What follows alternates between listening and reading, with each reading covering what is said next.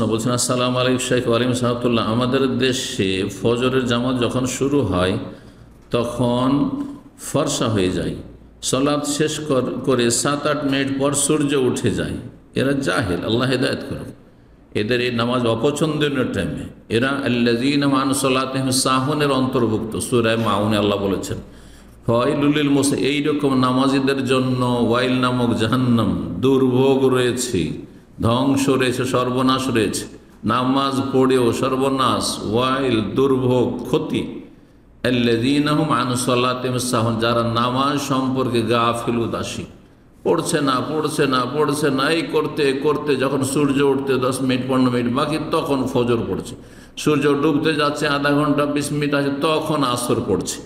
এরা আন সলাতিহিম সাহুন, নামাজ সম্পর্কে তারা উদাসীন, গাফিল। জি, এই আয়াতের অন্তর্ভুক্ত, এই শাস্তির অন্তর্ভুক্ত। আল্লাহ তাদের হেদায়েত দান করুন। এরা বিদআতপন্থী। তাই আমি বেশিরভাগ সময় ঘরে সালাত আদায় করি। আউয়াল ওয়াক্ত পড়ে নেবেন ঘরে, আউয়াল ওয়াক্ত পড়বেন, এটি হচ্ছে আপনার জন্য উত্তম। আর এত দেরি করে পড়া জায়েজই নয়। আউয়াল ওয়াক্ত থেকে 10 মিনিট আধা ঘন্টা লেট হলে এটা চলবে, জায়েজ। 3টার সময় বা 3:15টার সময় আসর হয়ে যাচ্ছে, কেউ যদি 4টা পর্যন্ত পড়ে ঠিক আছে, 4টা 4:15, কিন্তু 6টায় বেলা ডুববে আর 4:45টায় 5:30টায় নামাজ পড়ছে আসরের, মোটেই জায়েজ নয়। জি, গুনাহগারেরা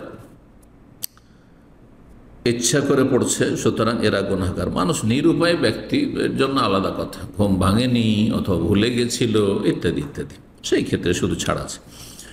তো বলছেন, তাতে আমার জামাত ছুটে যাচ্ছে, এখন আমি কি করব?